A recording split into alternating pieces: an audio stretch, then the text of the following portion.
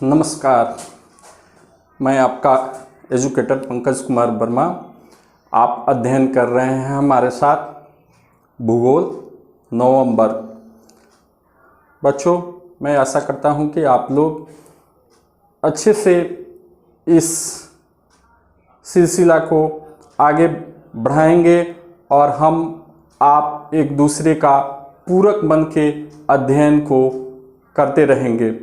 फिर अब अगला है वर्षा के प्रकार। वर्षा कितने प्रकार की होती है? तो भारत में मुख्य रूप से वर्षा दो प्रकार की होती है, एक ग्रीष्मकालीन वर्षा और दूसरा शीतकालीन वर्षा, जिसे लौटती हुई मानसून के नाम से भी जानते हैं। तो ग्रीष्मकालीन वर्षा क्या है? तो ग्रीष्मकालीन वर्षा, ग्रीष्मकाल जो हमारे यहाँ होता है तो कर्क रेखा पर सूर्य का प्रभाव होता है, तो हमारे यहाँ निम्न वायुदाब उत्पन्न हो जाता है। तो मकर रेखा की ओर उच्च वायुदाब रहता है, उधर से पवनें चलती है और विषुवत रेखा को पार करने के बाद फेरल के नियम के अनुसार या क्रोलिस बल के अनुसार वो अपनी दाहिनी ओर मुड़ जाती है और दक्षिण पश्चिम मानसून के रूप में उत्पन्न होती है। और इसकी दो शाखाएं होती है, एक अरब शाखा मीन्स हिंद महासागर की दो शाखा है, एक अरब सागर, दूसरा है बंगाल की खाड़ी। ये दोनों शाखाएं भारत में प्रवेश करती है 1 जून को और धीरे धीरे आगे बढ़ के यह ऊंचे पर्वतीय क्षेत्रों से होकर जैसे जैसे इनका जो नमी धारण करने की क्षमता होती है और वहां पे पर्वतीय क्षेत्रों में दोनों का संतुलन मीन्स कहें कि वहां घनीभूत होने की उसकी जो एक तापमान मिलती है उससे वह टकरा के लौट के उन क्षेत्रों में बारिश कराती है। तो इस तरह ये पौने मेघालय, असम इन क्षेत्रों में अत्यधिक बारिश कराती है। पुनः फिर हिमालय पर्वतमाला से यह लौट के अन्य क्षेत्रों में बारिश कराते कराते जब उसकी नमी की मात्रा समाप्त हो जाती है तो राजस्थान में मात्र 25 सेंटीमीटर तक ही वर्षा हो पाती है, जबकि मानसी नारायण में 1187 सेंटीमीटर तक वर्षा रिकॉर्ड किया गया है, जो विश्व का सबसे अधिक वर्षा वाला क्षेत्र है। क्योंकि हम जानते हैं कि यह जो दक्षिण पश्चिम मानसूनी हवाएं हैं वो जैसे जैसे आगे बढ़ती है मीन्स 1 जून को प्रारंभ हुई और 10 से 15 जून के बीच ये सर्कुलेट हो जाती है भारत के हर क्षेत्रों में। तो इस बंगाल खाड़ी से जो उत्पन्न हुई वह मेघालय में जाती है, तो वहां पर गारो खासी और जंतिया हिल है, जिस हिल के कारण वहां ये हवाएं फंस जाती है। क्योंकि ये हिल एक कीपाकार आकृति की है, कीप जिससे हम तेल उड़ेते हैं उसी आकृति की है और उसमें ये हवाएं फंस जाती हैं और वहां पे अत्यधिक बारिश कराने के लिए ये जवाबदेह हो जाती है। और ये हवाएं धीरे धीरे अन्य क्षेत्रों में जब होते हुए राजस्थान तक पहुंचती है तो वहां नमी धारण करने की क्षमता लगभग समाप्त हो जाती है। तो दिल्ली, राजस्थान इन सारे क्षेत्रों में कम वर्षा होती है बनिस्पत अन्य क्षेत्रों की। तो मेघालय में गारो खासी जंतिया हिल के कारण सबसे अधिक वर्षा हो पाती है, वो हिल कीपाकार आकृति की है। फिर हम देखते हैं दूसरी जो शीतकालीन वर्षा है या लौटती हुई मानसून है, उसका क्या प्रभाव होता है।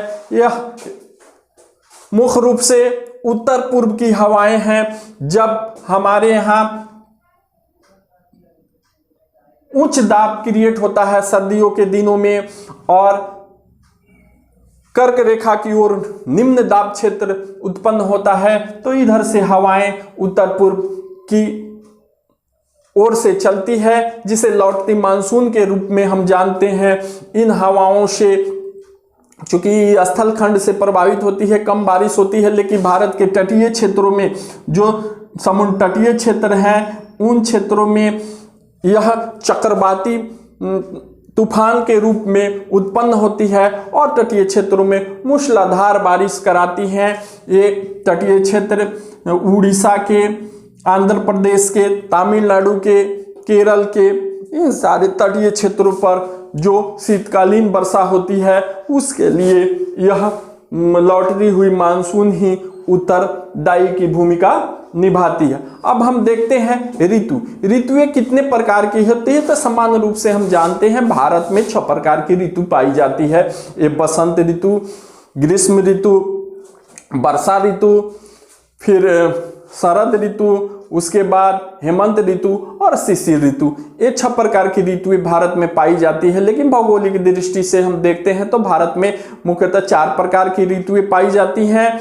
जो शीत ऋतु पहला है, यह मध्य नवंबर से मध्य मार्च तक रहता है शीत ऋतु। दूसरा ग्रीष्म ऋतु जो मध्य मार्च से और मध्य जून तक रहता है। उसके बाद वर्षा ऋतु जो मध्य जून से लेकर मध्य सितंबर तक होता है। और चौथी हुई लौटती हुई मानसून या लौटती मानसून ऋतु के नाम से जानते हैं, जो मध्य सितंबर से लेके मध्य नवंबर तक रहता है। तो भारत में यह भौगोलिक दृष्टि से 4 प्रकार की ऋतुएं होती है। शीत ऋतु जो मध्य नवंबर से मध्य मार्च तक होती है, तो उस शीत ऋतु में चूंकि हम देखते हैं कि हमारे यहाँ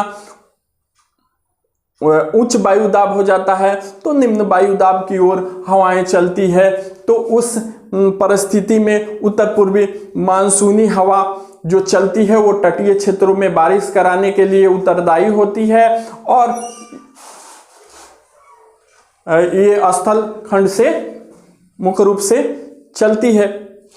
तो जहां भी निम्न वायुदाब का क्षेत्र होता है, मीन्स मकर रेखा पर निम्न वायुदाब का क्षेत्र हो जाता है, तो इधर से ये हवाएं चलती है और भूमध्य रेखा को पार करने के बाद यह फेरल के नियम के अनुसार अपनी दिशा बदल देती है। तो इस तरह उत्तर पूर्व मानसून हवाओं के रूप में उसे हम जानते हैं। फिर ग्रीष्म ऋतु जो मध्य मार्च से मध्य जून तक होता है। गर्मियों में हमारे यहाँ तापमान काफी बढ़ जाता है, औसत तापमान 27 डिग्री से अधिक होता है।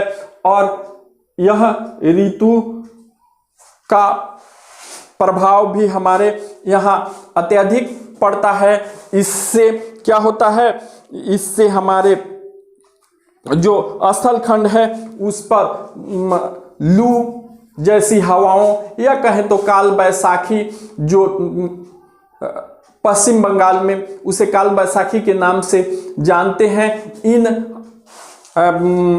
मौसमी हवाओं के कारण चक्रवाती तूफान भी उठते हैं और गर्जन तर्जन के साथ बारिश कराते हैं।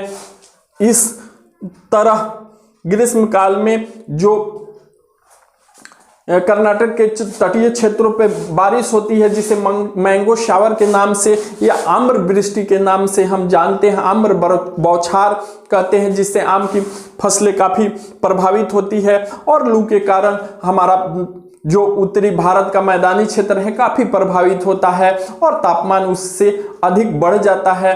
काल बैसाखी जो पश्चिम बंगाल में वह गर्म हवा के नाम से जानी जाती है। धन्यवाद, मिलते हैं अगले वीडियो में।